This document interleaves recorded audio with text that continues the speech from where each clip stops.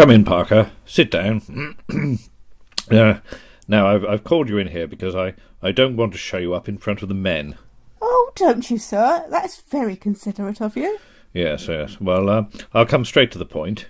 We've been doing this podcast for some time now, and I've noticed that in recent episodes, some of us have been displaying a worrying lack of enthusiasm.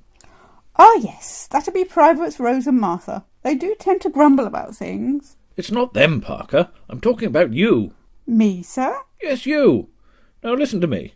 We don't always get a huge response to some of our items, but I've noticed that every time I've done a song, at least one person has written in to complain.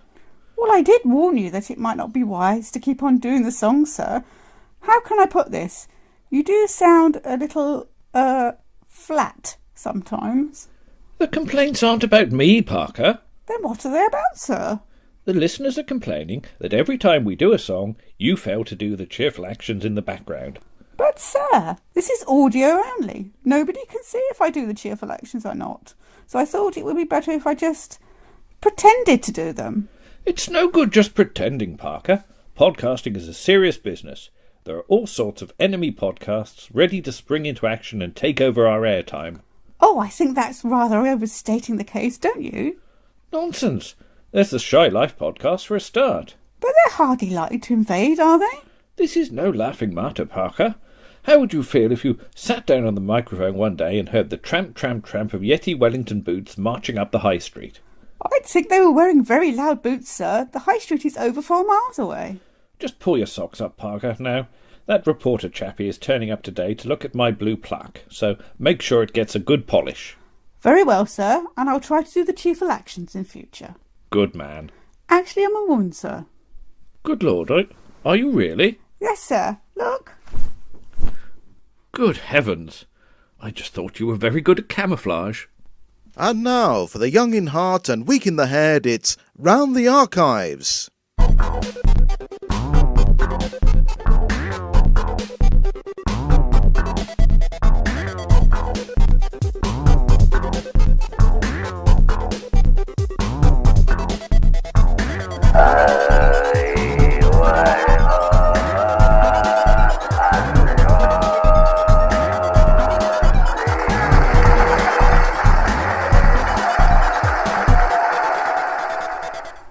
Next week there's a visit to Maplin's holiday camp, and there are eruptions when a working model of a volcano is installed in the camp ballroom. That's Heidi Hyde next Wednesday at 7:45. In 25 minutes on BBC One, a new series unveiling one of history's lesser-known but quite revolting villains when Rowan Atkinson stars as the Blackadder. And that's after the 9 o'clock news now on BBC One with John Humphreys.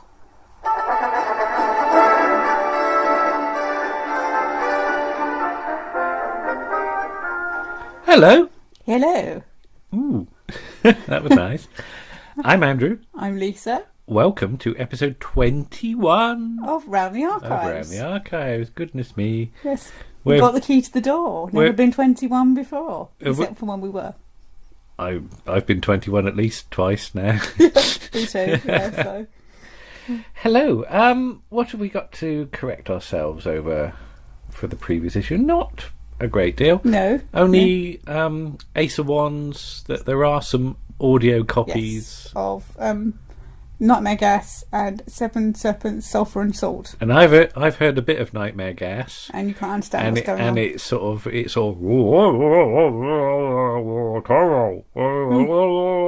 Sam. And that's about it for 25 minutes, isn't it, really? Yes, and then you get the music, and even that's not that clear. No. But what else? The blog and the videos are still going apace. Okay. Were we doing the videos when we did the last issue? I don't I don't know, but we're doing videos now as well. The videos are actually under Lisa's YouTube name, which is Lisa Parker. Yes. There are several Lisa Parkers apparently. There are, but just look for. So I'd look up something like sort of Lisa Parker Paddington. Talks about Paddington, or Paddington, because I did Paddington, didn't I? I wibbled. That was you, was it? I wibbled one of your Paddingtons around. But you've done things like opening boxes of post and tea and making tea and Doctor Who books and magazines and all sorts of stuff. And we've been started to go through Are You Being Served? We have. So we'll be doing more of that. Yes. Yes. What was the last one we did? Camping In, was yes. it? Yeah. We should do the next one fairly soon. We will do the next one, yes. But the first half of this issue will be themed around Dad's Army. Yes. Okay. So, first of all, Martin Holmes makes a welcome return to talk about the series. Yes.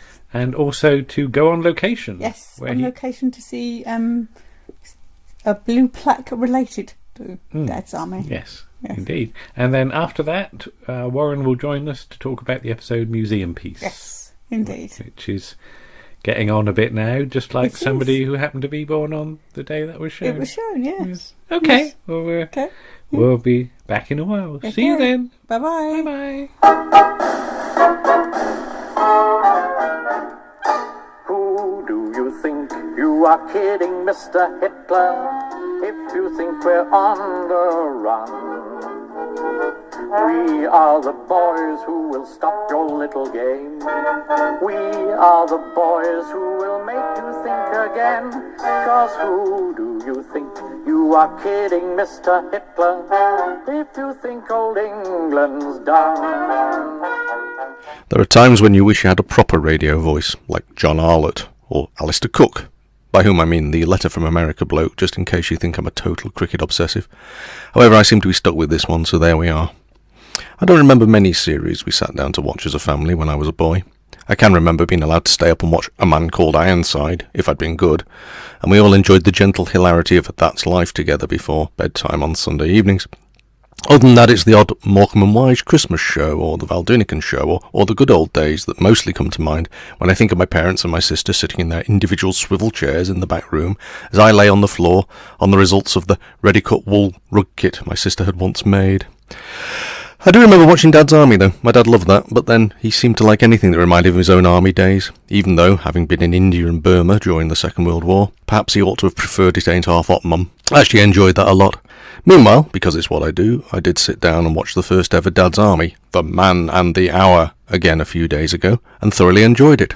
I'm not going to go on any length, you'll no doubt be glad to know, but it struck me as an almost perfect half hour in which to introduce a large set of brand new characters. The post-war I'm Backing Britain opening dinner was a bit of a surprise, though, with dear old Jimmy Beck there, as large as life, and old Arthur wearing his real glasses, and the opening montage mixing real newsreel footage with some specially shot stuff featuring our heroes was an interesting opening. After that, in 4 very simple setups across a rather crammed half hour, we are rather cleverly introduced, via a series of perfectly judged character moments, to a whole platoon of iconic characters that the country came to know and love.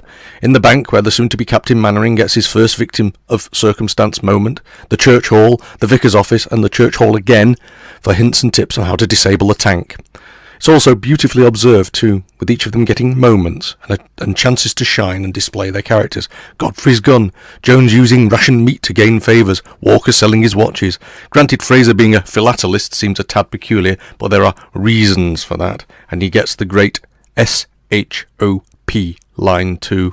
Finally, after the uniforms and weapons, armbands and pepper, are delivered, we get a final rousing and rather stoic speech from Captain Mannering, ending with a rousing, "Come on, Adolf, we're ready for you," which is all rather moving.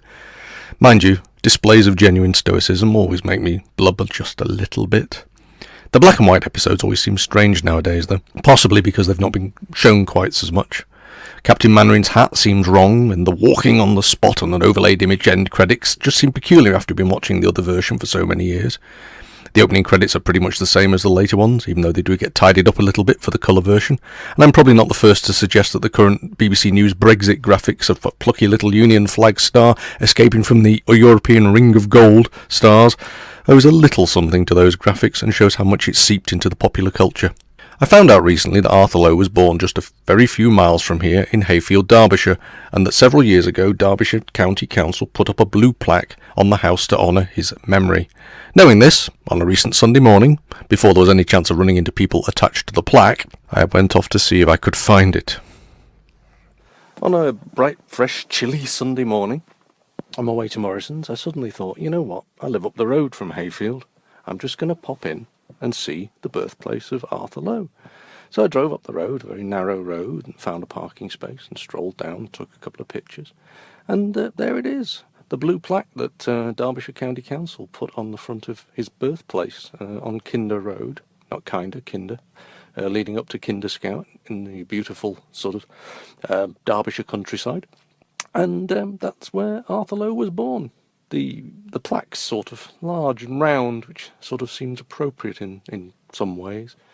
And if you look across the road, well, there's a row of houses across the road, but there's a cricket pitch behind it, which reminds me of that Fred Truman episode.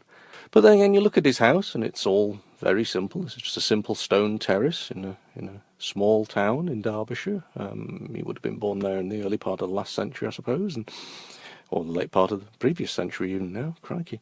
And, yeah, it's modest, you know, and just up the road from him there's a very large house which looks very nice, but I suspect he may have walked past that a few times, but that's the birthplace of Arthur Lowe, marked with a blue plaque by Derbyshire County Council back in 2011. Fabulous.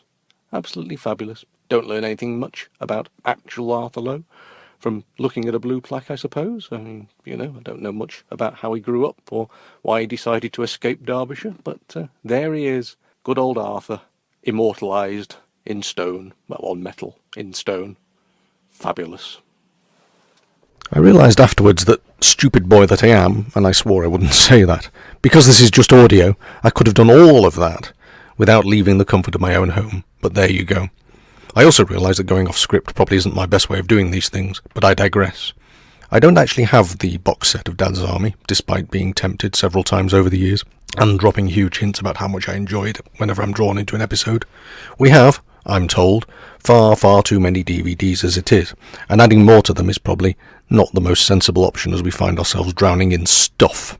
I do, however, have my dad's old book of Dad's Army scripts that I think he once picked up in one of those Reader's Digest offers he was once so terribly fond of, which is why titles like Asleep in the Deep and Keep Young and Beautiful tend to resonate so much.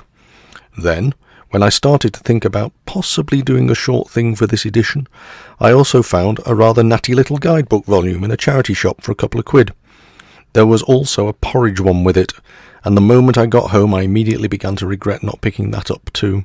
Anyway, despite that, I thought I'd briefly share just a few of my own memories of that fine and much-loved comedy series with you. Like the episode I spent laughing until it genuinely hurt, the one with the clock tower when Corporal Jones is doing all sorts of acrobatics around the flagpole, the ghostly fingers of the late Private Walker writing in the condensation, and Talfrin Thomas as a comedy Welshman, Mr. Cheeseman.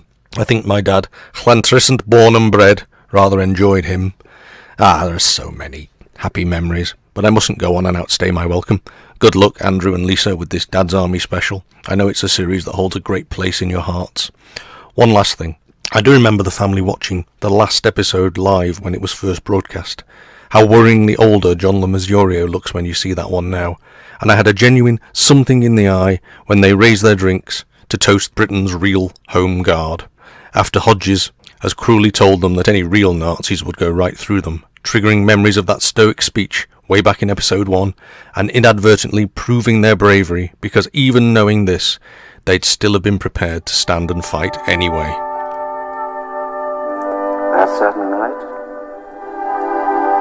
the night we met, there was magic abroad in the air. There were angels dining at the Ritz,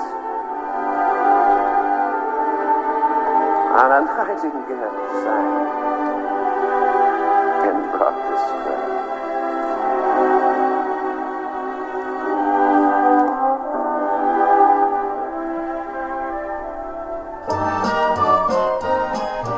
Who do you think you are kidding, Mr. Hitler, if you think we're on the run? We are the boys who will stop your little game. We are the boys who will make you think again. 'Cause who do you think you are kidding, Mr. Hitler, if you think old England's done? Mr. Brown goes off to town on the A21, but he comes home each evening and he's ready with his gun. So who do you think you are kidding, Mr. Hitler, if you think old England's done? Good evening, Warren. Stupid It's boy. not good evening, it's good afternoon. I was trying to pretend we were doing night filming. Okay. Greetings and salutations. Hello. Hello. We are here today to talk Hello, Lisa. Hello. Lisa's here. We are here today to talk about Dad's Army Museum piece, We are. which is episode 2. That's the whole cast, isn't it? Episode 2 of the first series, shown on the 7th of August, 1968. What is 1968? Many years ago now. What's the relevance of that date? Somebody might have been born that Yeah, day. somebody was- I don't think who No. might be approaching their 50th birthday, but there we go. So, Warren, I get the feeling you weren't that familiar with the episode. No, I wasn't. I've seen Man of the Hour. Yes, episode 1. I've not actually seen much of season 1. Of the black and white stuff. Yeah. Oh, that's interesting. Which is most unlike me because, you know, like I've got a penchant. For sure. So, You've got a poncho. poncho. It suits you. Thank you very much. For black and white stuff. So I haven't got around to seeing it all. Okay. But I have to be in a certain mood for Dad's Army. Okay, right. But Junk. let's start with you first, Warren, because you've been up Thetford way, haven't you? I've been to the Far East, you know. Far East. Explain what Thetford is and what its relevance is to What Dad's Thetford Army. is? What Thetford is? Yeah. Well, I don't know. I've never been there. Thetford is a market town Hey. in East Anglia. East Angular. East Anglia. And it's the location in which the cast were based when filming their location work on Dad's Army. Okay. They're based in the Crown Hotel. Mm-hmm. That was the hotel I stayed in. John Le Mesureur's room All right. before I got married. All Across right. the road at the. John the Measurer wasn't there at the time, I take it. Well, his ghost may well have been. There was a gin and tonic on the side there. And no, that's where they were based. And interestingly enough, attached to the side of the building now is a guide to the locations of Dad's Army. All right. Because there is a museum, isn't there? There is, yes. It's open from Easter till October. Oh, like the old Doctor Who exhibitions used to be. Yes. It's in a large farm building, actually, All right. near the mill. Mm-hmm. You can see that they have got a website, Yes. and their pride of place is Jones's van. Their pride piece is Jones's van, and that's in Does there. it still go? It does go, yes. All right. Well, it Yes. went when Victoria Wood drove it. Well, yeah, but that was a while ago And now. I remember seeing Victoria Wood filming that, All right. because at that moment I was living up in Thetford. Ah. And yes, I remember seeing them filming, and somebody sat next to them with a camera on their shoulder. Ah. Gosh. You do get around, don't you? I get around. And of course, behind the pub Yeah. is the small little river, and across from the river is Arthur Lowe, All right. sat there. He must be getting very bored now. Got a statue. Immortalised in bronze. Ah, I see. Oh, there goes Rose jumping about. But what sort of famous, well, I say roads, but locations are there? Because there's some bits you can recognise in the episodes. Yeah, there's the town hall, Yeah. which is extremely recognisable. It hasn't changed at all. It's even got the no parking printing still outside the front that they blacked out on the but more the one that most people recognised is Mill Lane, Yes. Which is? Deadly Attachment. Oh, yes, when they're walking along with the bomb in the trousers, Bob isn't and it? Jones's trousers, the Yeah. comedy piece with the trousers. But there are just various little streets, Yeah. little side streets. You'll go, I Oh, no, that, I've I know seen that. I've seen that, yes. Yeah, interesting. And it is. It hasn't been developed upon the main areas where they were filmed, and it is very recognisable still. Interesting. So, do you go there much, or just? I haven't been up there for at least 2-3 years. All right. Okay. Fair enough. I've never been, so interesting. Anyway, let's return to the episode itself. If you pass me my notes, Lisa. Mm-hmm. In these early days, when the title sequence comes up, now in episode 1, the audience laugh at the title sequence because they've not seen it before. But by episode 2, either they don't laugh or they just mix them off the soundtrack. But it does actually say episode 2, which they carry over into the second series as well, because it says episode 1 and episode too on what survives of that, which is interesting. But we said Ian Lavender is extremely young in this, isn't he? Yes. He was born in 1947, I think. Yeah. So, Goodness and he's me. not quite decided on his accent yet, no, has he? he's doing some sort of I think weird accent. Do you think he was schooled by Troby in his His accent. I can do accents. very good Indian? Very good. Thank you very much. But yeah, you said, does he not come across quite as Mummy's boy, you said? No, he's a bit more independent. Yeah. A bit more Really? grounded, wasn't Yes. he? Yeah. I mean, there's some continuity to the first episode because they talk about Bracewell, and you don't actually see Bracewell in this episode, or indeed ever again. No. That's John Ringham. John Ringham, yes. Yeah. Yes. They mention about his number 3 iron, which is the weapon that he's carrying. But I mean, the whole point of this episode is they're trying to get hold of some weapons because this is still early days. They haven't got the uniforms, No. they haven't got the weapons. All they've got is armbands. I Yes. love their armbands. And what did you notice about the armbands, Warren? Well, John the Measurer has drawn stripes, 3 stripes, chevrons on his, and Corporal Jones has got the one. And Captain Mannering has written the words captain. I think he just says cap, actually. Does it say cap? Yeah, because there's a much later line, "Dear Cap," isn't there? Yes. Which is the letter from Walker. From Walker, Yeah. "Dear Cap." I just wonder if Oh, yeah. that's a reference to that. I think it just says Cap. I need to zoom in and have another look. But yes, I mean, the whole point of this thing is that they're, and indeed the whole series, is that they're trying their best with what they've got available and trying And to that's not much. use their initiative. It's very make do amend, isn't it? Yeah. Because you said, Lisa, about when the film came out, somebody was interviewed. or Yeah, they something. interviewed a former Home Guard member who'd never watched Dad's Army because he considered it to be taking the mickey out of it. Yeah. And I think he also wasn't going to see the film because he considered that to be taking the mickey. But in both cases, I think he should have, because although they are bumbly and they get things wrong, they're doing their best. And in certain episodes, like the Battle of Godfrey's Cottage, they're perfectly willing to go to their deaths as they see it. And it's the same in the film. There's a lovely bit in the film with Walker's character, who never shows that much bravery in the television series, where he does something to save Captain Mannering's life, and it's a really nice character moment for him. Yeah.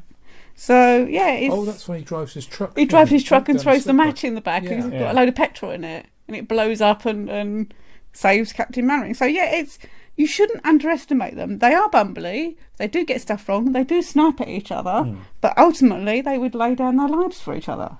But Warren, I have to ask you, because I know you... Please do, dear boy. I do. You grew up in Cranbourne, and can you sort of identify with that sort of village atmosphere of everybody sort of pulling together, meeting in the village church hall? Yeah, I could see them meeting in the church hall and saying the vicar addressing them all, and saying we want volunteers. So I think see to that people of our background, it's possibly more identifiable than It's very much a generational thing. Yeah. Oh, hello. we're just knocking stuff off. It's all right, Warren. Keep going. Permission to sing, sir. If you will give me permission to sing, sir, I'll tell you what I'll do. I'll do my famous impression of Bing, sir, especially for you. And when we really get cracking, we'll have a good time. It's so nice to sing, sir, 'cause it's all in rhyme. It gives a man comfort here in the front line. Permission to sing, sir.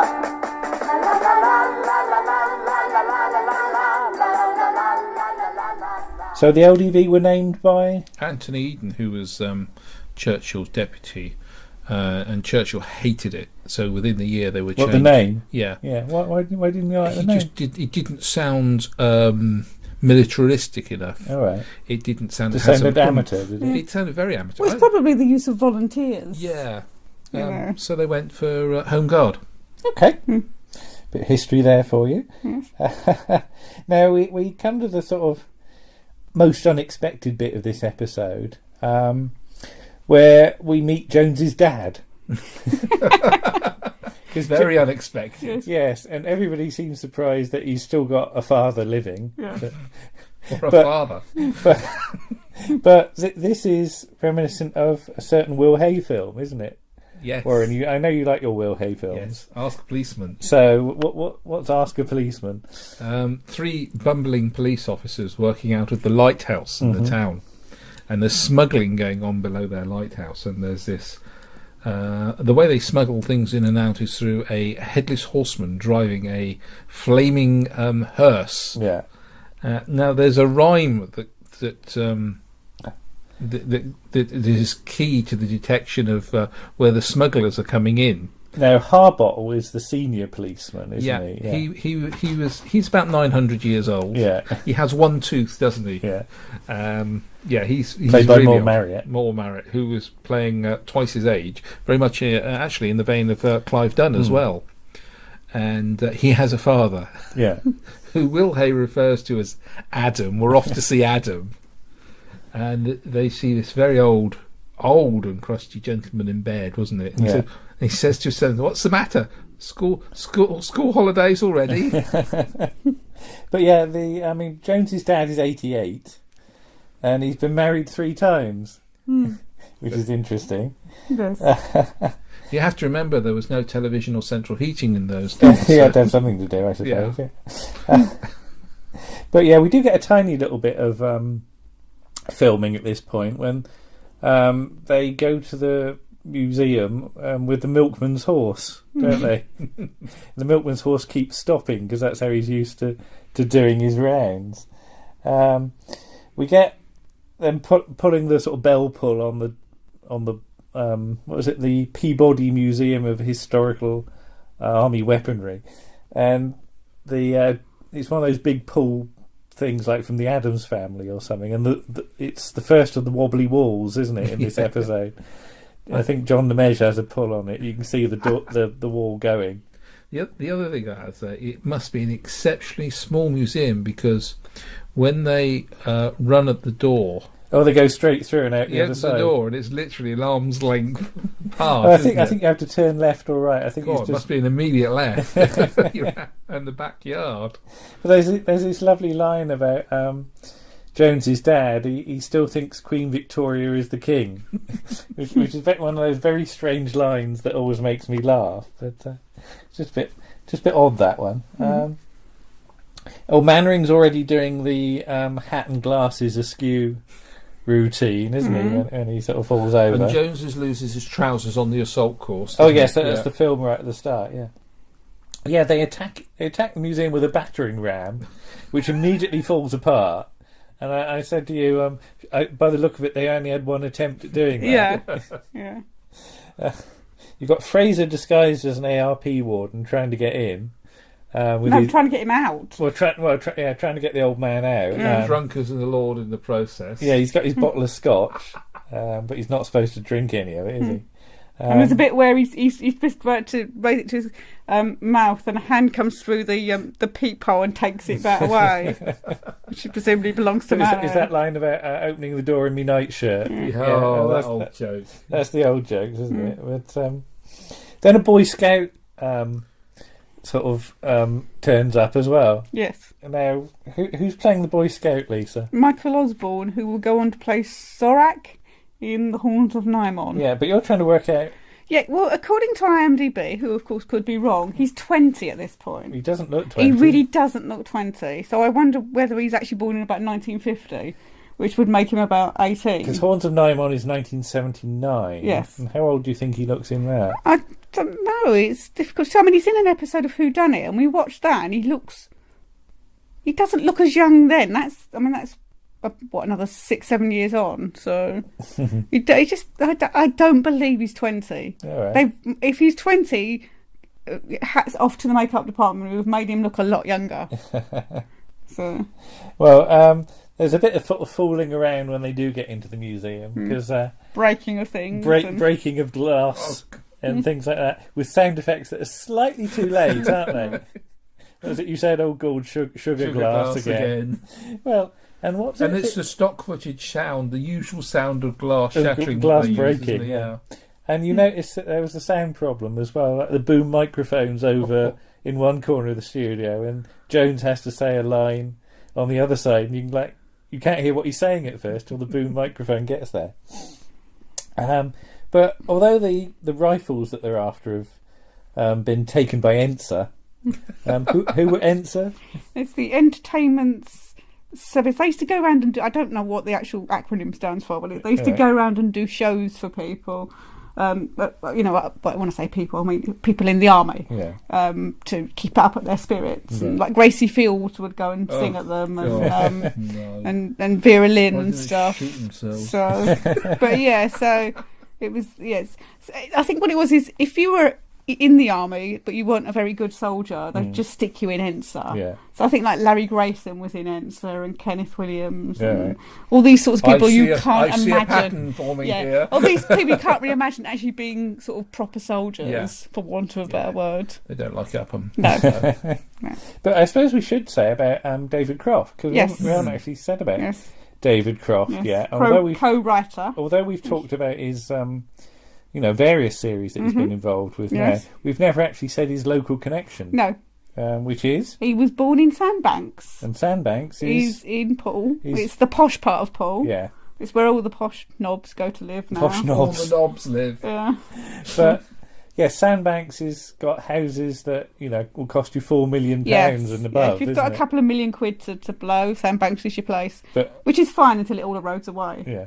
But David Croft was just born in a bungalow. It's not as though they were in some big house. Yeah. But and you said he'd returned down here a few times. I think he came down a few times because he had an aunt who lived in Weymouth, I think it was. Oh, right, okay. I think they came down here in the Second World War. When the Blitz started in the Second World War, before he was conscripted into the army, they came down here because it was seen as potentially safer than staying in London and getting bombed the hell out of. So...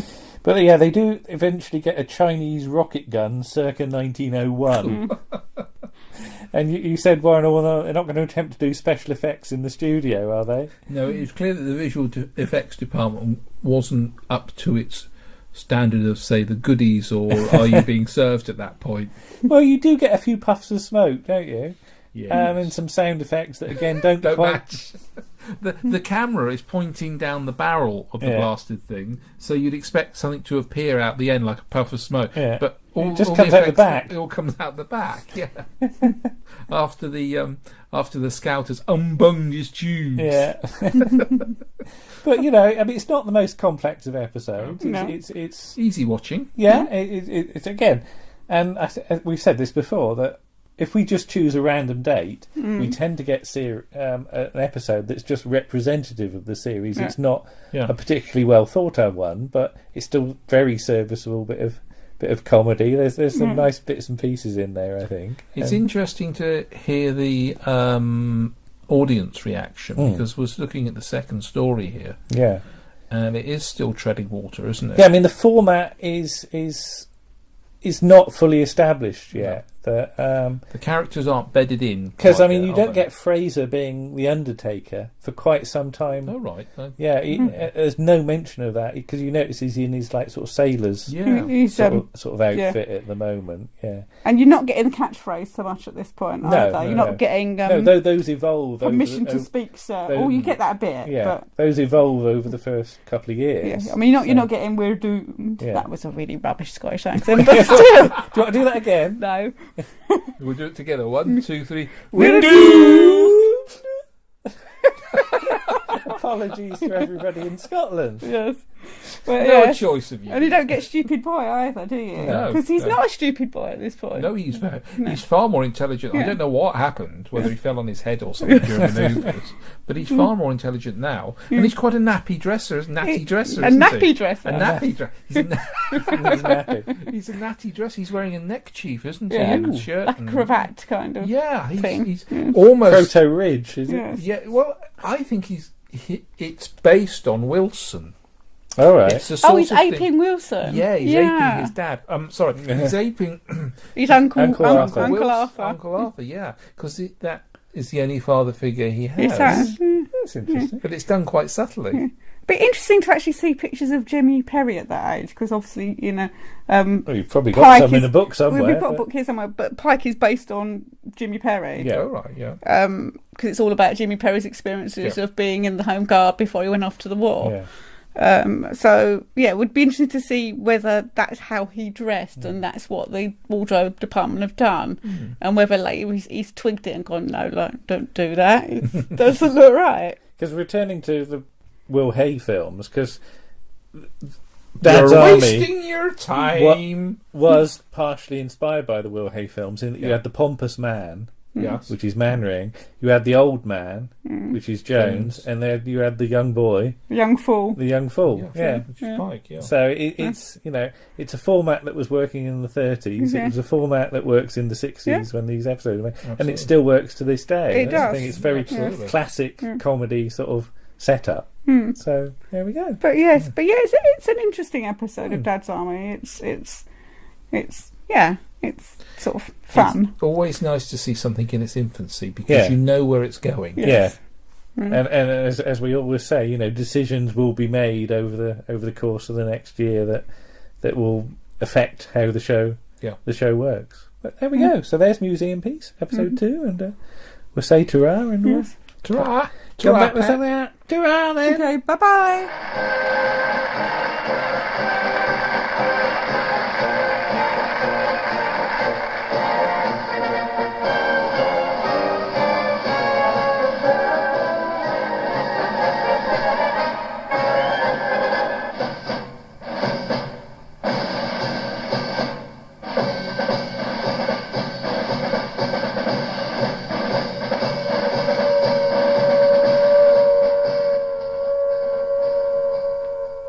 Thank you very much to Warren for that. Yes, thank you, Warren. Please come back soon. The cats like seeing you. So. Yes, I expect he will. Yes. And thank you also to Martin for going on location. Yes, a very interesting article. We don't get much sort of OB work. No. Round here we've got a few quarries, haven't we? Yes, but, yes. Mostly used for Doctor Who, Tenko, and Bojest. Well, it's all the same quarry, really, isn't it? Really, yes. But we're very pleased now that Martin makes a rapid return to look at the history of the Black Adder.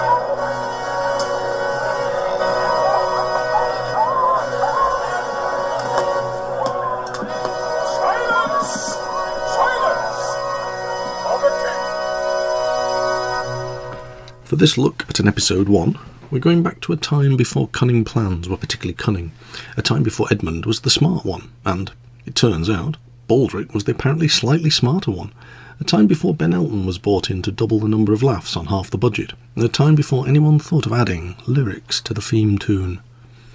In the fine tradition of the Blackadder dynasty, one of these claims is an utter lie, but for the moment I'm not going to tell you which. So having got myself an appalling haircut, slid on my itchiest tights, and strapped on an amusing codpiece shaped not unlike an underexcited parsnip, it's time to settle down on a commodious armchair and watch the very first episode of The Black Vegetable. Okay, it's not called that at all. It is, of course, the first version of a now classic comedy called The Blackadder, from a time when that could still be written as 2 words, and the opening episode is called The Foretelling, written by Richard Curtis and Rowan Atkinson and directed by Martin Holmes. The whole damn dynasty starts with a blank screen and a voiceover, and it's rather impressive voiceover at that, because it's the warm, commanding, silky tones of Patrick Allen that we first hear of the helicopter and the affordable housing, making all of us who have voices which we intend to be heard in an audio medium scuttle away, back under our rocks in shame with our own comparatively unimpressive squeaking. We are told, by means of a short illustrated lecture, that history is full of liars. Copernicus, Goebbels, which gets a slightly embarrassed titter from the laugh track, Ralph the Liar, to whom we shall return, and the one-day future Tudor King Henry VII, a face we do need to become familiar with, and one played in this instance by the mighty-nosed Peter Benson. Future King Henry, currently going under the far less impressive name of Henry Tudor, it is claimed, for comic effect, was the one who rewrote history to portray Richard III as a deformed maniac who killed his nephews in the Tower. But, hang on! Who is this mal-shaped comic performer menacing the amused young princes with a comedy knife and a removable artificial hump? Why, 'tis none other than comedy legend Peter Cook. I hope you heard the triple exclamation marks there, playing the lovable old king. And when one of those princes grows up to be a big strong boy, in this rewritten history, who should he transmogrify into but crikey, it's only Brian Blessed, almost fresh from his career-transforming role as Vultan in the Flash Gordon movie. Onwards, my Hawkmen! Incidentally, if you want to see how brilliant and subtle an actor Brian Blessed can be post-Z-Cars, take a look at his turn as Augustus in the I, Claudius series, particularly his death scene, which is as astonishing and memorable a piece of television as you're ever likely to see, as the camera stays on his face forever and the life seems to actually fade from his staring, unblinking eyes. Here we see him rolling his eyes as being crowned king in a clip from sometime later in the episode, for, as we shall discover, King Richard IV was crowned shortly after the Battle of Bosworth and ruled for 13 glorious, if not exactly genuine years, in one of the alternative interpretations of history. So now, as Patrick's voice reaches a crescendo and the fanfare of the opening credits finally arrive, we know our place in history and where and when we actually are. You're immediately struck by how expensive the filming all looks, despite the horrible video captions overlaid on the location film work. And with all those horses running around in genuine locations, and even a comedy fall by an actual stuntman looking for all the world as if he's plunging headlong from actual battlements.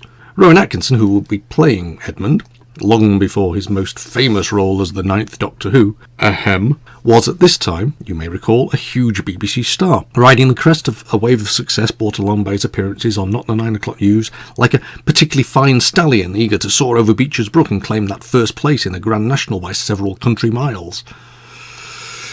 Well, under the circumstances, given all the horseplay we're about to witness, perhaps we'd better avoid the whole stallion analogy. But his star was very much in the ascendant, and astonishingly there is a sense that this incarnation of the series, so very much identified with its co-writer and star, very nearly brought his career crashing right back down to earth. And yet it looks gorgeous. In BBC terms, lavish and expensive. Money, as they say, has been spent. A lot of money, if the banquet before the Battle of Bosworth scene is to be believed. Later series might have had to film this entire scene from inside a cupboard, with many a hurrah and huzzah heard from without. But here we are getting a serious wedge of money's worth. And as the camera pulls back, we catch an almost insignificant glimpse of our soon-to-be heroes at the bottom right-hand corner of the screen.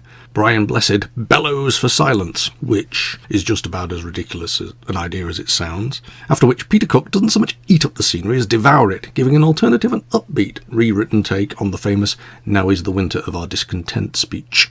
Then Edmund, the not yet titular character, inappropriately toasts the king. He's currently in his useless, feckless, younger sibling guise, wearing clownish clothing, garish colours, and a terrible, but not yet as terrible as it will be, haircut. Here he finally makes his first proper appearance, much to the embarrassment of just about everyone. And now we discover Edmund's useless place in the great scheme of things in the court of his uncle Richard. Brian has to be told who his other son is by his firstborn son, a strangely administrative statistician type called Harry. He's introduced as Edmund, which is immediately misheard as Edna, and so a running gag is born. Meanwhile, some dark satire creeps into the proceedings, as suggested that Edmund will, despite all his best efforts, be fighting in the battle tomorrow, and his "for the enemy, with the enemy" slip of the tongue means that nobody wants him to be anywhere near them on the field of battle, wisely as it turns out, and it is suggested that they put him amongst the rabble-rate making up the arrow fodder. Bit of politics there, yes indeedy. He exchanges a reluctant wave with his Uncle Richard, who mutters, "What a little turd," which was presumably considered an acceptable and unbleepable word in BBC comedy circles back then during prime time. Misunderstanding the situation as ever, Edmund is pleased that the king has picked him out for a special greeting, although the even more foolish Percy, the nearest thing to a friend Edmund has failed to notice the greeting. "I saw it, my lord," says a wine-pouring servant, fawning opportunistically to our gurning anti-hero. He is asked his name, which is Baldric, so Edmund announces that he shall call him Baldric. There's a major moment in television history right there. In reply, Baldric announces that "I shall call you my lord," and with the cut of his jib, Having found favour with this feckless poltroon, Baldric is nominated to be Edmund's squire in the battle to come. And so we have finally met the trio of not exactly pals who will be drawing most of our attention during the rest of the programme and series, a group of varying degrees of idiot, wearing a selection of bad hats. Although such things are relative, this fellow called Baldric seems comparatively wise, as he pours Edmund's wine, and it appears that he is intent upon becoming Edmund's personal servant, and is cunningly planning upon going up in the world to the giddy heights of wallowing in a slightly better pile of dung. The other feckless idiot, Percy, is loitering around like he's a shoo-in to win any Who's the Dimmest competition you might want to put him forward for, making up this full set of classic and golden comedy characters and potentially hilarious interactions. Tony Robinson plays this strangely and worryingly almost clever version of Baldric, and Tim McInerney is Percy. Both will pop up in other guises to a lesser or greater extent in future incarnations of the show. Several jokes follow, most of which seem to be centred around being chopped to pieces, how to prove your manhood, mentions of water closets, and the possibility of genitalia ending up in a tree in Rutland, all of which segues rather nicely back to the location work film of Peter Cook, once more standing in a field mashing up Little Billy Shakespeare's Henry V with a smattering of Dicky 3 or Rutland Tree, gotta have a system, intercut with Brian Blessed giving it some, and Prince Harry being slightly more apologetic and posh, making up a very different trio to the ones we were just introduced to as they head off towards battle upon Ralph the Liar's Day. I said he'd be back. Back in the studio, Edmund, Baldric and Percy have overslept, and Edmund's rather wonderful mother, played by the rather wonderful Elspeth Grey, arrives to ask him if he wanted to go to the battle. After a dodgy sight gag involving, ho-ho, a sundial alarm clock, we head back out to the location for some what direction is the battle, horses silhouetted against the skyline stuff, on the day of Edmund's first decent battle since he reached puberty, apparently. However, when they arrive at the top of a rather convincing grassy knoll, the unseen sight of the actual battle appalls Edmund so much that his 5 counties wide streak of cowardice manifests itself, and he decides that he is not needed, as things appear to be all going rather well without him, and he finds himself rather surprised that some people are so relaxed about it that they are simply lying down. It's left to Baldric, in a reversal of their future relationship, to deadpan the obvious, "They're dead, my lord," and off Edmund goes to throw up behind a Leicestershire tree.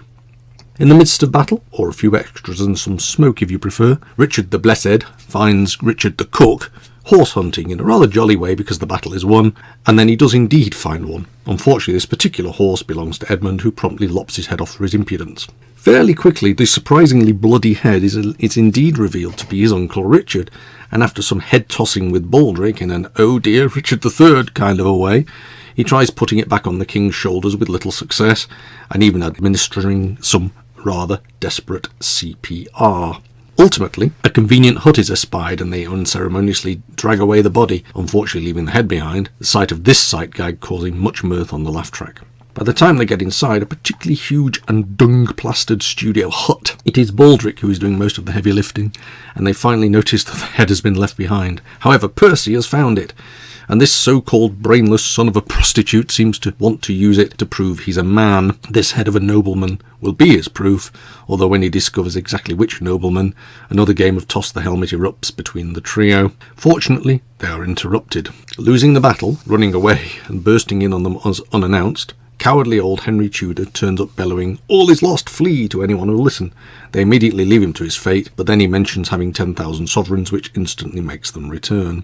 A future version of Edmund would be rubbing his hands with delight. Back at the castle, the Queen is awaiting the return of the men from the battle. Because these are unenlightened times, the 1980s, there are one or two rather too flippant ravishment gags. Sigh. Of the "I won't bother to change then" type until the drums of an approaching army are heard, and Edmund, with his advanced insider trading knowledge of the king being lost, suggests rather desperately they are really ought to be fleeing by now. "Run to the hills! They're coming from the hills! Run away from the hills!" and so on. Edmund lets it slip that he already knows Richard is dead, which, as the Queen puts it, has really upset the tulip card. The victorious army approaching under a false flag being the very first cunning trick, not yet quite a cunning plan, of the series. And after another round of utter cowardice from Edmund, the mighty Brian Blessed crashes home for another round of ravishment gags with his insatiable wife, and finds out that the Queen thinks Richard is dead, and in the midst of a flurry of obfuscation and backpedalling from Edmund, a rather poetic Prince Harry arrives, carrying the body that proves that this is indeed so. And so, in the presence of a rather alarming knight wearing an absolutely huge set of antlers on his helmet, there's a sudden coronation. Brian Blessed's Richard IV is crowned. Henry Tudor is public enemy number 1, and more Shakespeare is butchered for the yellow wobbly parts, even as they all head off to kill more prisoners. Weren't medieval times brutal, eh, folks?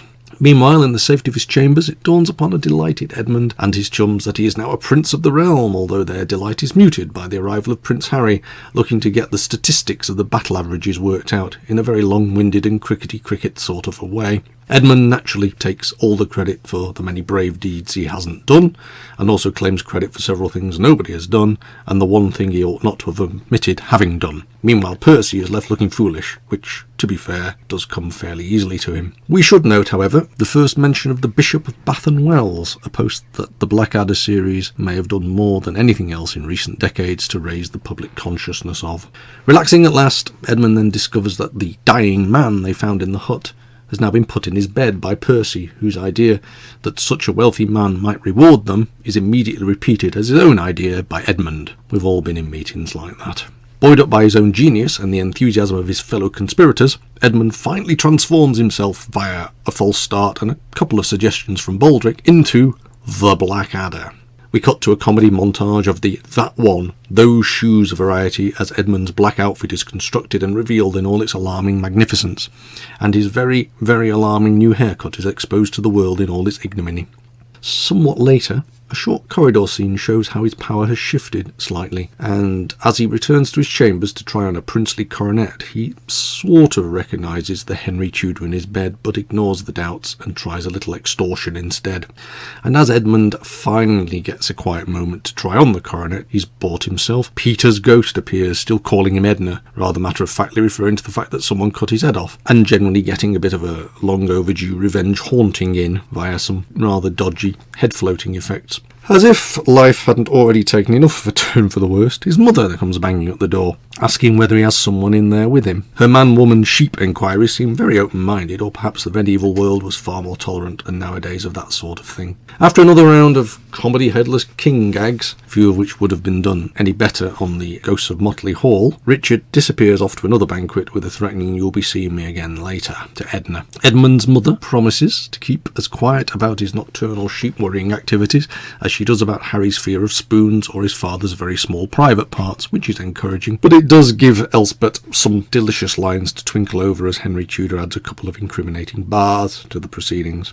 And so we arrive at banquet number 2 of this rather lavish-looking production, with Brian doing his very best food-flinging and chatting with Harry over Richard's empty chair in a very Randall and Hopkirk deceased kind of a way, although perhaps there are rather too many "I'm here" gags from the supposedly invisible Peter Cook.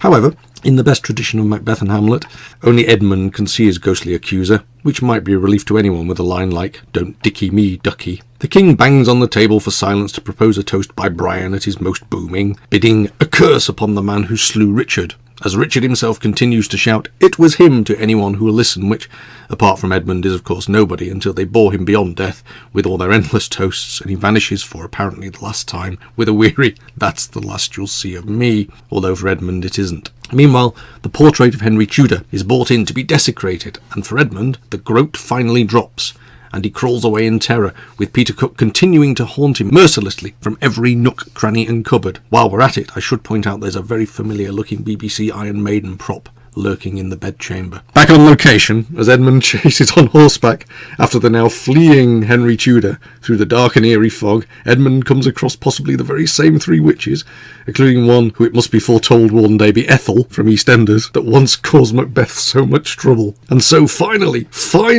we reach the foretelling of the episode title, and find out that, against all of our expectations, one day Edmund, the Blackadder, you shall be king. And whilst that turns out to be something of an overstatement, his comic descendants would be masters of their domain for several years to come. Quite pleased with that good news, Edmund gallops off into the fog as the credit rolls and the cast appear in order of precedence. And finally, as those long credits are rolling, my earlier historical lie is revealed, for there are in fact lyrics to the theme tune after all. To be honest, I'd completely forgotten that there were, but then Howard Goodall, for it is he on loot and serpent wrangling duties, does bring us the first mention in the series of a cunning plan, and that, you might say, is very cunning indeed.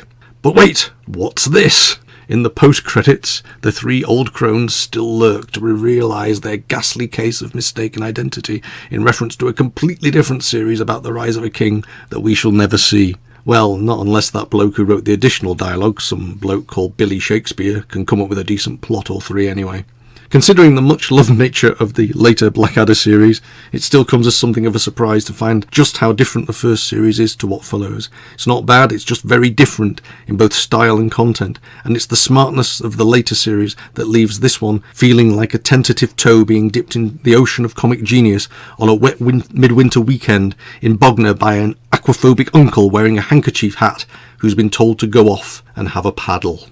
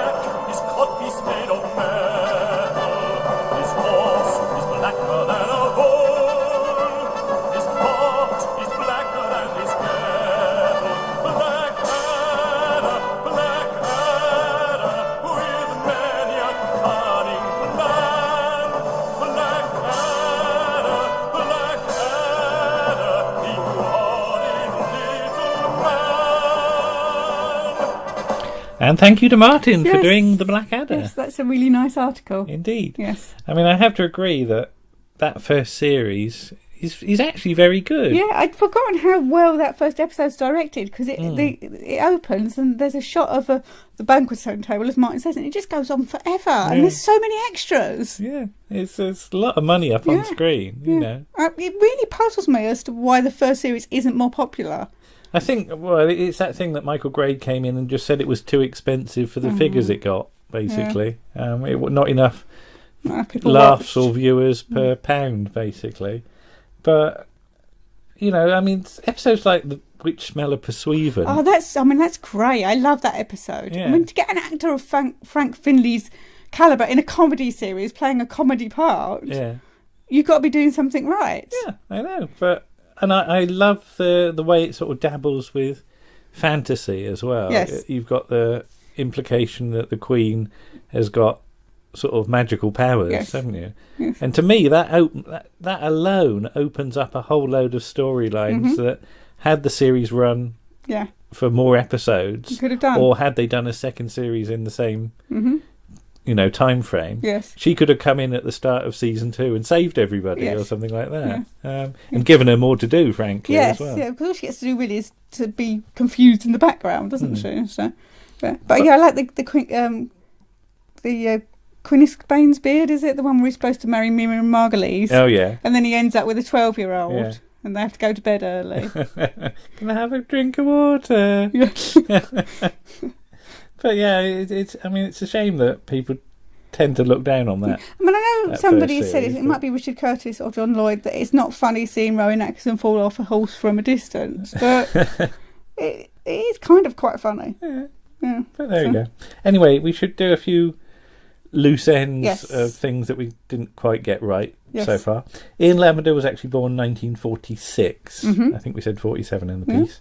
ENSA stands for Entertainment's National Service Association, or if you believe Mr. Humphreys, every night something awful happens.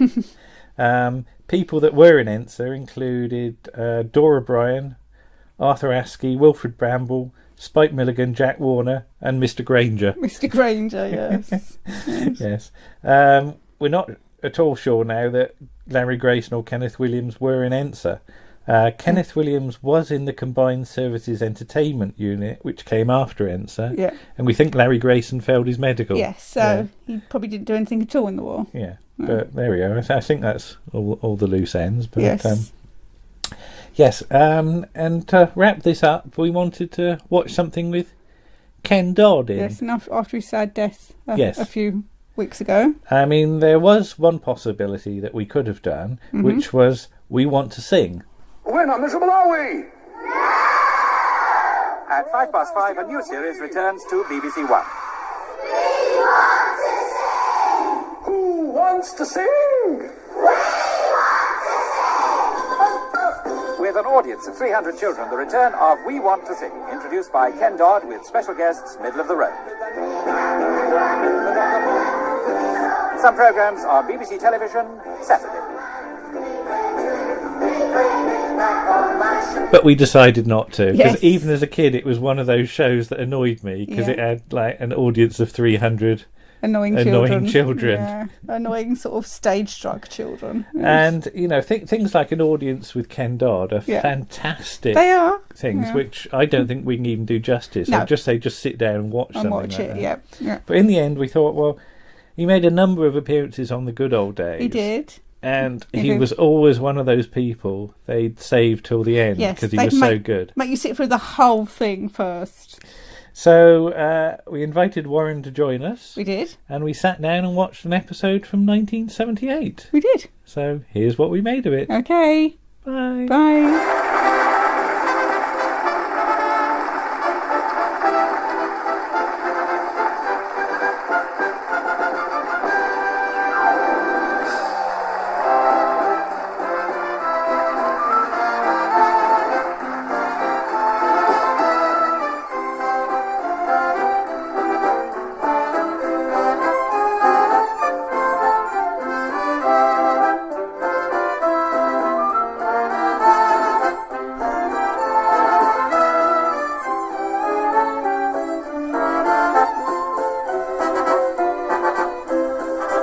Well, boys and girls, what do we make of that? That's hilarious. The good old days, 10th of January, 1978. It's the Silver Jubilee edition. Yes. Yeah. Right, should we go through this? Okay. Yes. If you must. Trapeze lady. What was on the other channel? We watched that. A trapeze lady enters through the sort of back of the stage. Yes. Bursting through the sort of paper thing. And swings over the audience who look deeply worried. There's a wave of terror going They through. put audience is nervous. Yeah.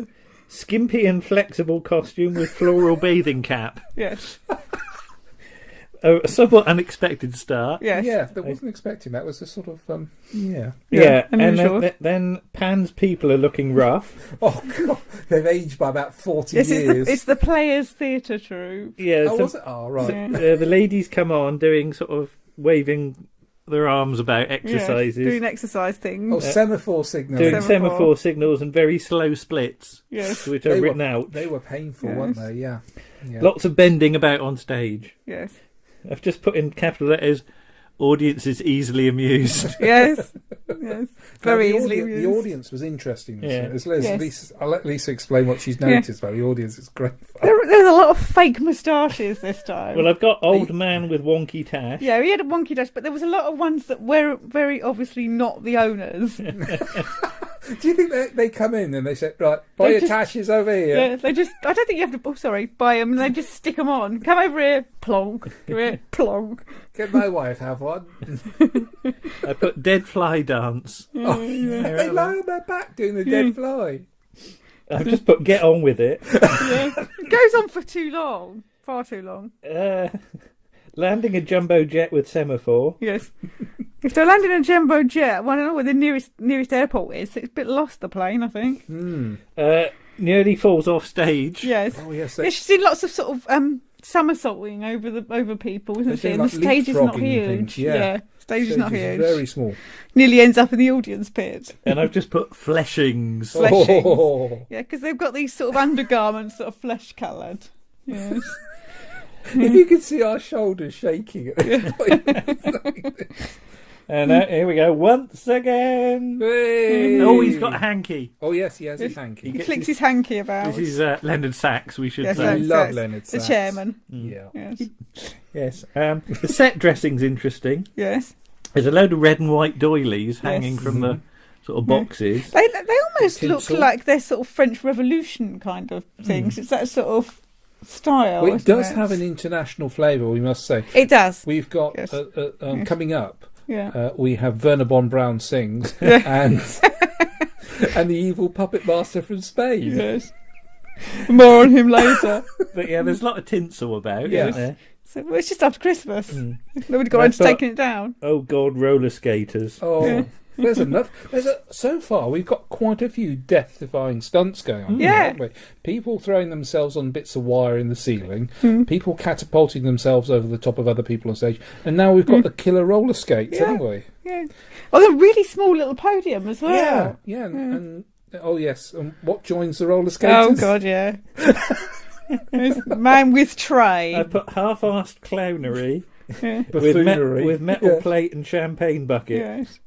Oh, and they went for almost the first on-stage live castration, didn't they? Blooming big sword. She had a big chopper. Because didn't the she? woman's got a big chopper twirling round, and the bloke has to keep jumping over it. Yeah. I say she's got a good grip on her teeth, and I Yeah. put no more nails. And I put hit him in the mush.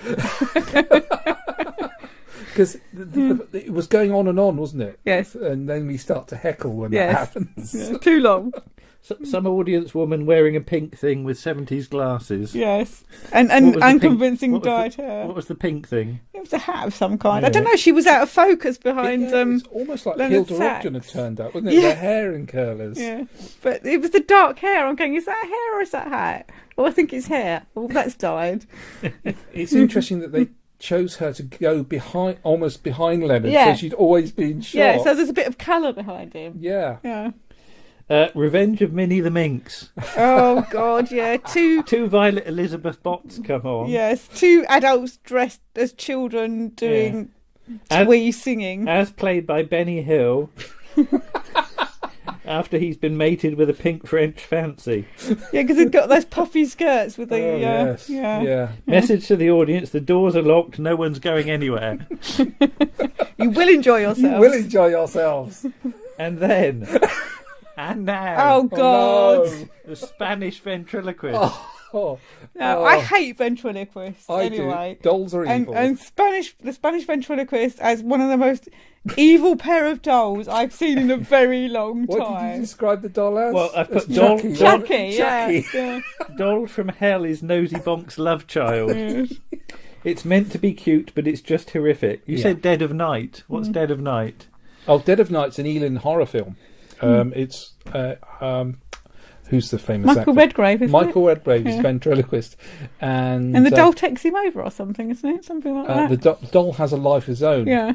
And in the closing bits, he's strangling and killing the doll, and you can hear him screaming, but he's doing the voice for the doll as well, Oh. and it's quite disturbing. This is live on stage. It's got a leering gash of a mouth. Yeah. Then there's yes. then there's a Like wide road accident. Then there's a wide shot, And you realise that there are two coffins yes, on there's stage. another. Yes. There's another doll. Something's going to There's something even worse is going to come out in a minute. Oh God, yes. And then he turns them round, Yeah. and there's a puppet dressed as. Well, no, you said the first puppet was dressed as though it was going to sing Any Old Iron. Yeah, 'Cause it's it had just sort of- Cockney, wasn't it? Yeah, it's a weird checked It was almost accoutrement. like it was In a like hat. a chimney sweep from Mary Poppins, wasn't it? But with checked collar and hat. Yeah. But then out comes, The Kiora Crow. I'll be your dummy. It's a crow in a sort of tailcoat And top hat. and a top hat, It's but like it's an got Undertaker crow. but it's got human legs and proper hands. Yeah, it's Yeah, really weird. freaky. And he does this really horrible deep voice that is just on the edge of being Sinister. Because there used to be an announcement at work with a guy like that did an announcement for salmon, and if you were down an aisle, you would think he was right behind you because it sounded like he was whispering in your ear. Evil salmon. No, not evil salmon. Evil voice. Evil voice. Right. Voice. Yeah. And you said you commented, Warren, it looks like something that's one of the genetic experiments that's escaped from the cages and You Killed Toby Wren. Yeah, it's mated with a human and it's not quite right. And all I put is, I'm scared. Then it sings. Okay. Oh yes, but it sings. Wandering Star. Yes. He does. Yeah. Lee Marvin, Wandering Stars, in a demonic voice, doesn't it? Yeah. Yes. Right. So far, the entertainment's been. How will we describe it? Mediocre. Then our guest artist arrives. Hey! Sponsored by Fuller's. It's Dora Bryan. Yeah. Oh, bless her. Cotton sock. Doing Lassie from Lancashire whilst dressed as a toilet roll holder cover. Yeah, one of those flowery sort of 70s dress things you'd put over toilet rolls. Yeah. And she does a stand-up routine. She does. As well as singing. Yeah. Well, I would dispute that she's singing. Yes. She's doing talking singing. Talking singing. She's doing Rex Harrison speak sing. Then some warbling couple come on. Oh, and they do 4 songs. It's 4 songs. That's 3 songs too many. This is Vernon Von Braun, and who's the other one? Michelle Detrice. Michelle Detrice. Well, you said he was sort of like Von Braun, or possibly Lance Percival with a smaller nose. Yes. Yeah. Lance left his nose at home. She's like Michelle Detrice. It's not the most comic of turns. No. And at this point, you are absolutely aching for Ken Dodd to come on, aren't you? Yeah. They do some high notes, and everybody's glasses shatter in the audience. They were high. They were very high. Oh. Spike Milligan Fruit Song. Yeah. It would have been funnier if we'd done the Spike Milligan Fruit Song. That would have been the Fresh Fruit Song, yeah. Then you noticed, Warren, there was a ghost man in the audience. Yes, it suddenly pans to the audience. And there's a line of people, and there's the most palest man in the world. Yeah, he looks like he's been drained of all his blood. Do you think Hinchcliffe was in the audience pumping his blood out? He's like Bernard Archer in Pyramids of Mars. Yeah. We said it's something like something from the Undead Quiet before realising that wasn't what it was called. The Undead Quiet. Then the bloke sort of sits on a thing near the front of the audience. A little stool thing. A stool. Yeah, a padded stool. A padded stool. And he does a hello girls smile, doesn't he? And it's really creepy. Would you take sweets from this man? No. I put Lisa is wincing at the high notes. Yes. Or when I put hairy caterpillar moustache. not on the bloke. I missed the hairy caterpillar moustache. The caterpillar moustache. I'll have a pint of what she's drinking, please. And then in just big letters it says Hallelujah. Yes. Da da da da da da da. As Ken Dodd comes on in a Union Jack hat and coat. Yeah. Sort of slightly John Ball, but not quite. Was it you said he had a backdrop of Coronation Street? Yes. He describes it as a fantastic Victorian doss house. And he's got a massive tinsely tickling stick. Yes, which he uses to tickle the audience. Does he knock somebody's hat off with it? I don't know, it's hard to tell from the camera angle. But we've just written, I wonder how long he actually did. Yes, because there's about 5, 6 minutes, 10 minutes max. And I can't believe that's all he did. No, we're looking at 5 to 6 days, aren't we? I'm surprised they got out at all. Alive. Yeah. But you are just so pleased to see him, yeah. aren't you? It's such a big jump from what's been on before. Oh, absolutely. And you can see the quality. Yes. And the problem is he's not on for that long either. No, he's not on for... They could have cut 2 of the bloody songs and he could have done another 5-10 minutes. But you can see how this is structured, isn't it? You save the good one till near the end. Absolutely, make them stay right to the end. Yeah, if Ken Dodd had come on first, everybody would have gone home. Yeah, that would. There would have been nobody in the audience. Anyway, so sadly, Doddy goes off. Yes. And then we get the sort of montage singing bit, don't we? So you always get with the armed forces. The armed forces. Oh, that's when it's time to buy your Kiora from the Crow, wasn't it? So there's something about a soldier with high kicks. Yes. And Lisa, you said something about impressive scaffolding. Yes, because they've got some red coats on. And, the ladies, and there's nothing moving under there at all. They're obviously tightly bound in. There's no military manoeuvres. No military manoeuvres going on. No. And take your eye out. Then some sailors come on. Yeah. Slightly camp sailors. And I just put ship ahoy. Yes. And then enter Britannia wearing a fireman's helmet. Yeah. Or Britannia's helmet. No, it's a fireman's helmet. Yes. It's one left over from Dad's army. Mary Lloyd singing about she's one of the ruins that Cromwell knocked about a bit. Yes, and I would like to know which Cromwell this was. Well, we can look it up later. Oliver or Thomas. Yeah, right. Then there's 5 minutes of tap dancing. Yeah, which is tedious. Nobody can do good tap dancing unless they're Roy Castle or Bill Forsyth. At that point, 3 people within this room were extracting teeth with pliers. We just put, where's Brucey and Roy Castle when you need them? Yeah. Then Need something better. Then into Pack Up Your Troubles, which you said made you just think of Sapphire and Steel at this point. Yes. And I just put rissoles. Yes, yeah, because they come on. They come on with signs which they turn round to say, 25 years, good old days. I better explain the rissoles bit though, because it's a Laurel and Hardy. What am I talking about? It's a Two Ronnies musical bit in a soldier's canteen, where all the soldiers are holding letters, and then they rearrange them, and it spells rissoles. Originally it spelt soldiers. It's a cheat because soldiers and rissoles are not anagrams of each other, because soldiers has got a D in it. Yes. But there's an outtake where they've got it round the wrong way, and it says lost years. There's just a few seconds on the tape where they've got it completely wrong. And then you said loads of people come on and try and work out what's gone wrong. So these people come on and it says 25 years, good, old, days, and she nearly turns it round the wrrong way. Yeah. 1953 to 1978. Yes. Wow. And then it's all over. Yes. Yes. And, what can we say about this edition then? Ken Dodd was good. Ken Dodd was by far the best thing, I think. Outshone. Yes. Yeah. And some of it is just nightmarish. Yes. All the ventriloquists. They should ban ventriloquists. Yeah, just don't have... They're evil. Don't have nightmares about... opera singers. Don't have nightmares about the key or a crow. Yes. But there you go. There's the good old days. Yes. We salute you, Ken Dodd. Yes. Thank you for all the laughs. Absolutely brilliant. Thank you, sir. Bye-bye. Bye. Bye-bye.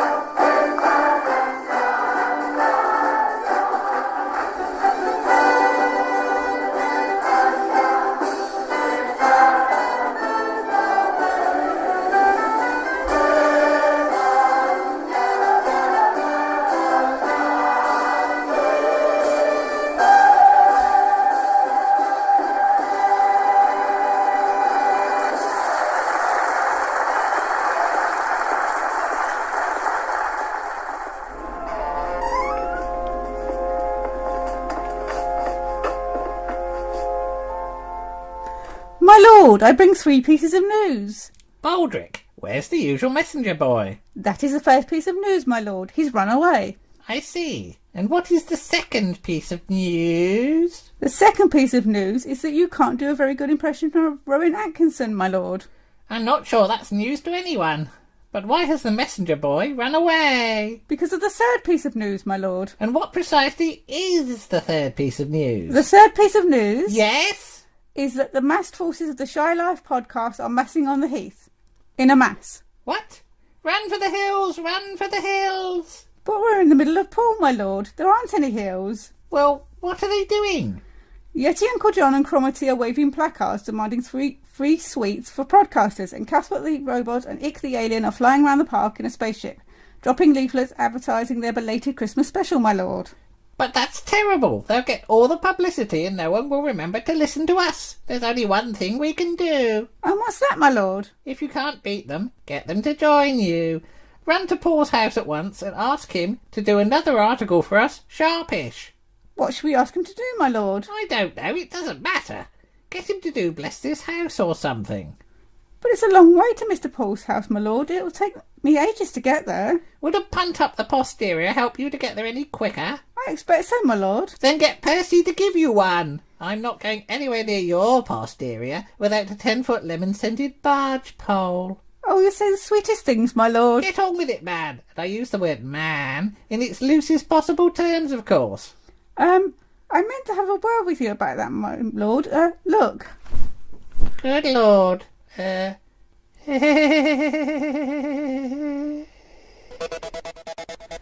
was episode 21 of Round the Archives, starring Lisa Parker, Andrew Trowbridge, Warren Cummings and Martin Holmes. Thanks also to I.T. Williams. On the musical side, you heard Dan Tate and Paul Chandler. The script for The Black Adder, The Foretelling was by Richard Curtis and Rowan Atkinson, with additional dialogue by William Shakespeare. And the producer was John Lloyd.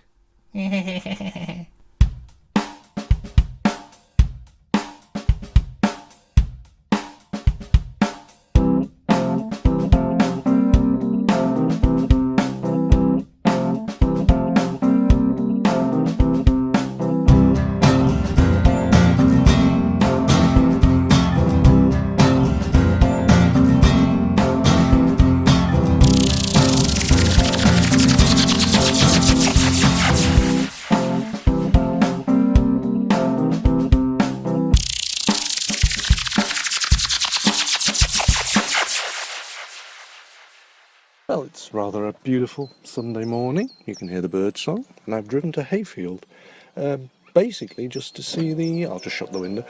Just to see the birthplace of Arthur Lowe, where Derbyshire put a nice blue plaque about 7 years ago now. It's a gorgeous morning, and it's an ordinary little... He was born in an ordinary little stone terrace in Derbyshire. Nothing fancy. There's a very big house about sort of half a dozen doves away, but, maybe he just looked at that and thought, fancy some of that. Right opposite, behind the houses in front of them, there's a cricket pitch, which is rather nice and reminds me of the Freddie Truman episode. But, quite ordinary, really. I don't really suppose what I expected. Find the essence of Arthur in Hayfield, but, well, it's a very nice plaque. It's a blue plaque that was put up. And, here we are. And I'll get back to actually reading you words that I have actually written, because I obviously don't know how to do this spontaneous stuff.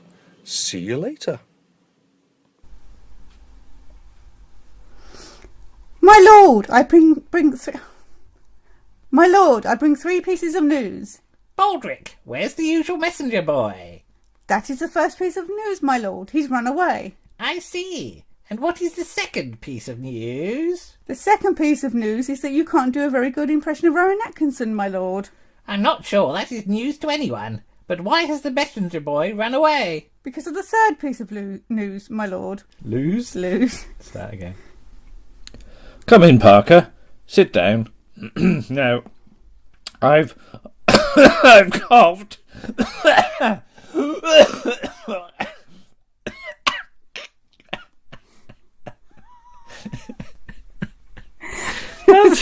That's got it.